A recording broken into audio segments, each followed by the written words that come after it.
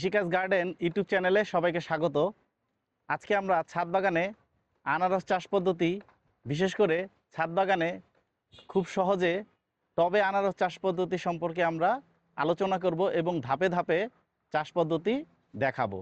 আনারস খুবই রসালো এবং সুস্বাদু একটি ফল। তা আসুন ধাপে ধাপে আনারস চাষ পদ্ধতি আমরা দেখি। আনারস চাষ পদ্ধতি।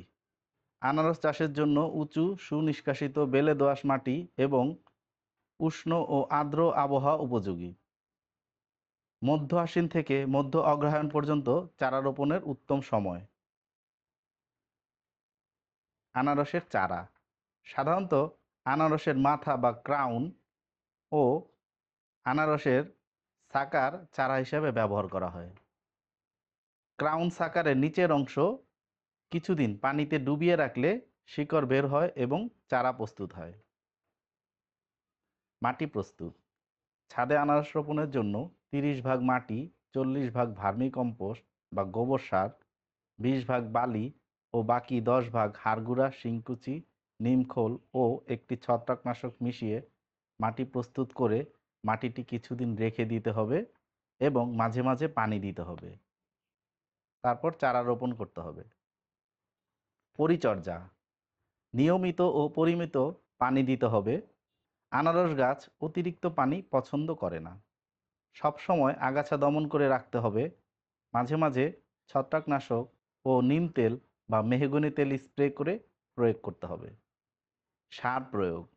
মাঝে মাঝে জৈব সার যেমন কম্পোস্ট সার, ঘরোয়া সবজি পচা তরল সার, সরিষার খোল ভেজানো পানি, কলার খোসা ভেজানো পানি, ভাতের মাড় ও চাল ডাল ধোয়া পানি ইত্যাদি সার হিসাবে ব্যবহার করতে হবে। চারা রোপণের 15 থেকে 18 মাসের মধ্যে ফল পেকে খাওয়ার উপযোগী হয়। এবার ধাপে ধাপে আনারস চাষ পদ্ধতি ও টবে আনারস চাষ পদ্ধতি সম্পর্কে জানি।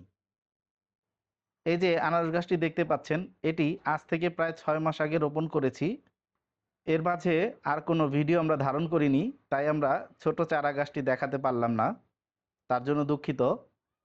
আর এবার এই যে এই গাছটি দেখতে পাচ্ছেন, এখন গাছের বয়স 13 মাস, পাতাগুলো একটু হলুদ হয়ে গেছে। এবার দেখুন আমাদের আনারস গাছে ফুল চলে এসেছে। এখন আনারস গাছের বয়স 14 মাস। এখন যে পর্যায়ের গাছটি দেখতে পাচ্ছেন, এর বয়স 15 মাস এবং আনারস ফুল থেকে ফলে রূপান্তরিত হয়েছে। এবার আরও 1 মাস পর অর্থাৎ 16 মাস পর আনারসটি বেশ বড় হয়েছে। আনারসটি দেখতে পাচ্ছেন রং ধরেছে। এখন আনারসটির বয়স প্রায় 17 মাস। আর এই যে দেখতে পাচ্ছেন প্রায় 18 মাস বয়স হতে চলছে আমাদের আনারসটি। দেখুন রংটা কি সুন্দর হয়েছে।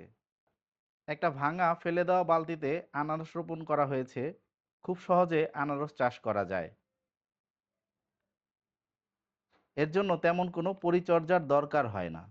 আজকে প্রায় 18 থেকে 19 মাস ধরে আমরা এই আনারস গাছটিকে লালন পালন করছি। এই যে দেখুন আমাদের আনারসটি ইতোমধ্যে পেকে হলুদ হয়ে গেছে। নিজের ছাদ বাগানে এরকম একটি পাকা আনারস এবং তার সাথে কিছুটা সময় পার করা বেশ ভালো ব্যাপার। আজকে আমরা এই আনারসটিকে সংগ্রহ করব, অর্থাৎ আজকে আমরা এই আনারসটিকে হারভেস্ট করব। আপনারা যারা আপনাদের ছাদ বাগানে খুব সহজে ফল চাষ করতে চান, তার মধ্যে আনারস আপনার এই গাছ আপনার কাছে কোনো রকম যত্ন ডিমান্ড করবে না। শুধু একবার ভালো করে মাটিটা প্রস্তুত করে লাগিয়ে দিন এবং সে অটোমেটিক্যালি চলতে থাকবে এবং আপনাকে একটি নির্দিষ্ট সময়ে ফলনও দিবে। এবার আসুন আনারসটি সংগ্রহ করি। আমরা এটাকে এখান থেকে কেটে নিচ্ছি। আমাদের এতদিনের সাধনা সেই আনারস।